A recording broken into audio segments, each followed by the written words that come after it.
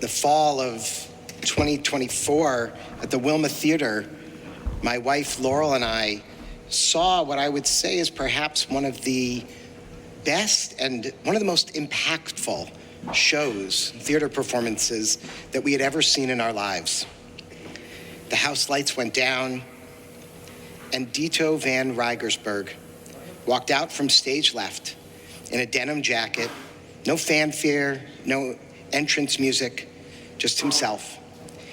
He reached out for the microphone stand, and then he put on a blonde wig, thick-rimmed black glasses, and suddenly he was Aimee Mann, the indie rock singer-songwriter some of you may know for her moody, literate, emotionally precise rock songs.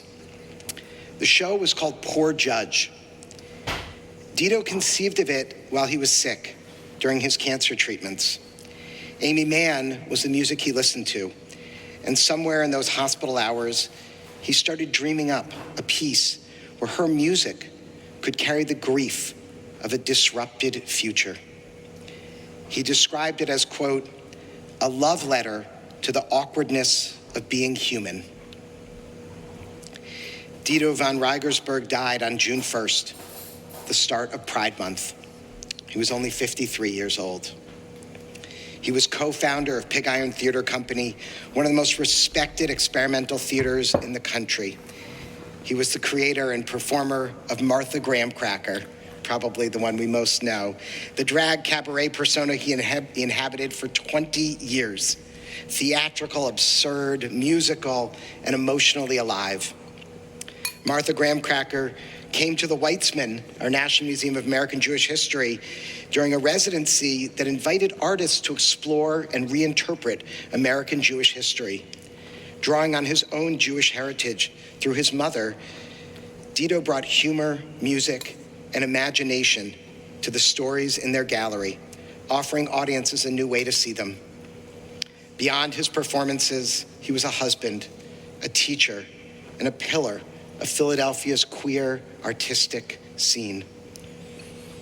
His friend and Philadelphia Magazine reporter Victor Fiorello announced his death with these words: Dito van Reigersberg, aka Martha Graham Cracker, has given her last bow. Or is it a curtsy? What an unfathomable loss this Pride season. And yet, as is Jewish tradition, I find myself wanting to say, what a life he lived.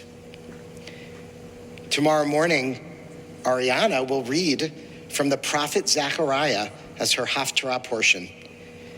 His book is really weird, full of visions and lampsteads and flying scrolls and mysterious olive trees. You have to read it, it's really out there.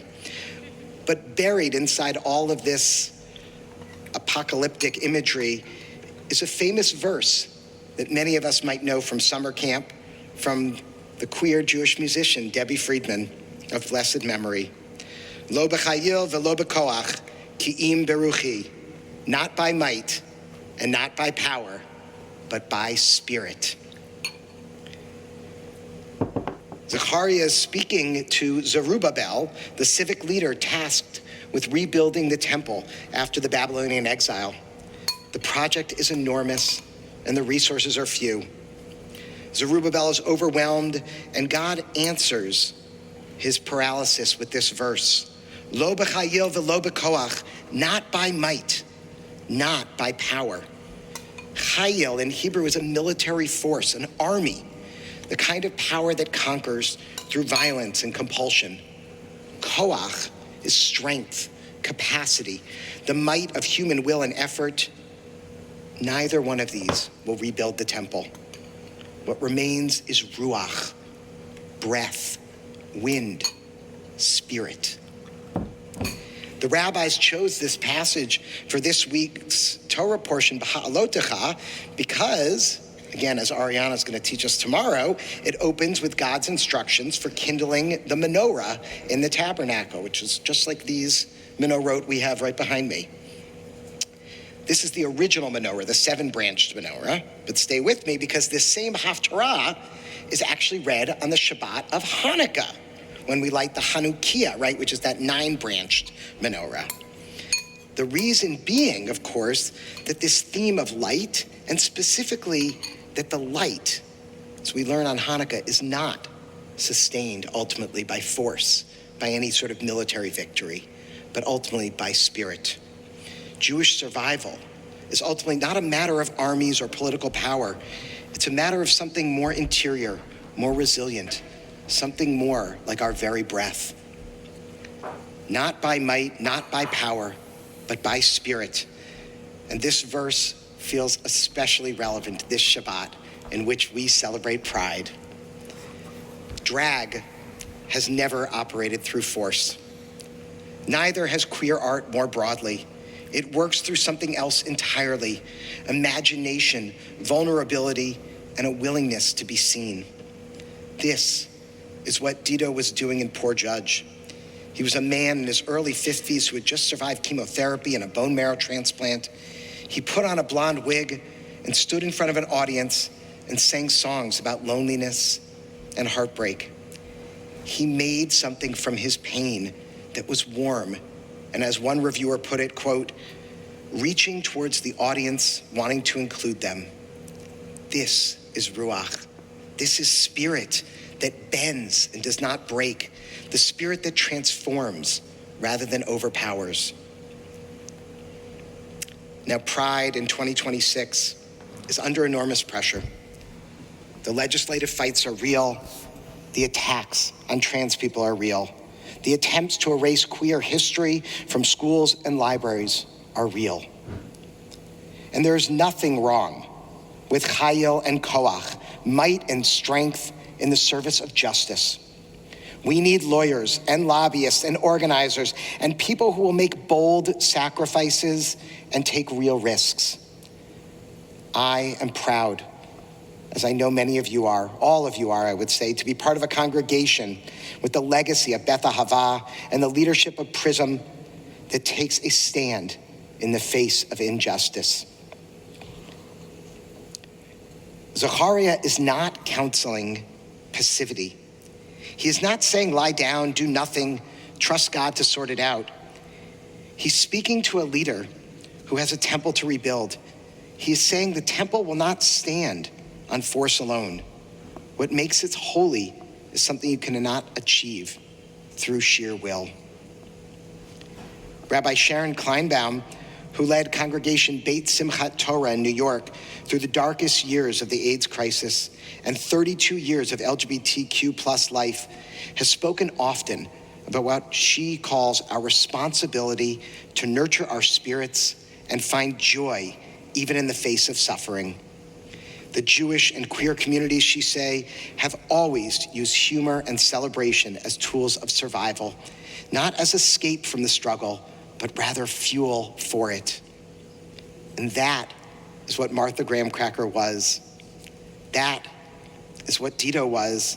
And that's what this congregation understands, that the menorah stays lit through spirit, and that spirit requires tending. There's a lyric in one of the songs that Dito sang from Poor Judge, from Aimee Mann's song Invisible Ink. It goes, I feel like a ghost who's trying to move your hands over some Ouija board in the hopes that I can spell out my name. The word ruach, spirit, in modern Hebrew can also literally mean a ghost. But the word really points to our unseen world, breath, wind, spirit, the presence of what moves us along, but cannot be grasped or fully comprehended.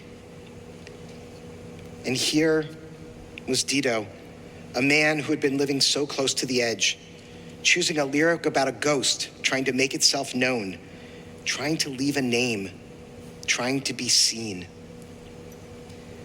The Jewish and queer communities have always had to do this work, tending the memories of those who came before, spelling out their names so they are not lost.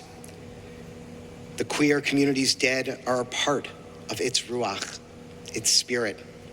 The people who built our communities, bars, synagogues, theater companies, who marched and organized and performed and created beauty, even when the world wanted them gone The Spirit is the oil in their lamp. Rabbi Elliot Kolka was the first transgender rabbi to be ordained by a mainstream institution, has written about what he calls disenfranchised grief. Loss that the culture moves past far too quickly, that is rarely publicly marked. The queer community knows this kind of grief better than almost anyone. Whole generations of people whose deaths were not mourned by the wider world. Pride, in some ways, began as an act of grief as much as celebration, and it still is. Dito died on the 1st of June. Pride season this year began with loss, and we are asked to carry that into our celebrations. This is really Jewish, by the way. I just did a wedding last night. We ended the wedding with breaking a glass, reminding us that brokenness even at a time of such joy. We know in Judaism we cannot be fully present to celebrate if we are not also present to grieve.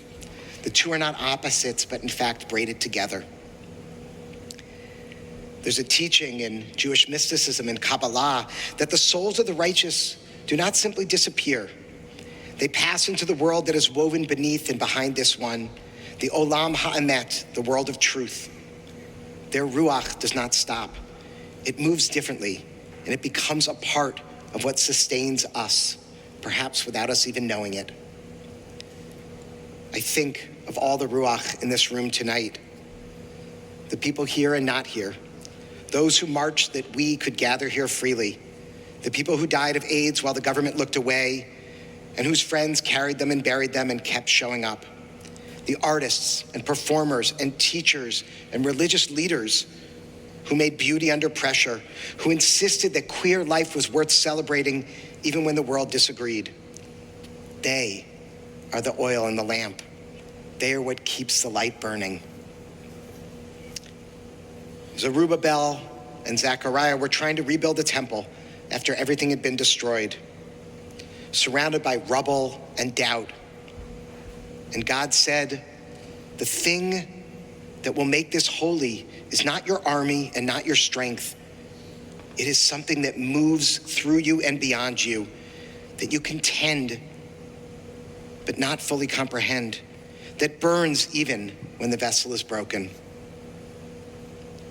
The temple got rebuilt, and the light stays on. And the spirit of those who came before us, who helped build this community, their ruach goes ahead of us into every room we enter. It is in there in the music, in the laughter, in the ways we gather like this on this Shabbat, celebrating pride, saying we are still here and the light is still burning. Lo b'chayil v'lo b'koach, ki im beruchi, not by might and not by power, but by spirit. Shabbat Shalom.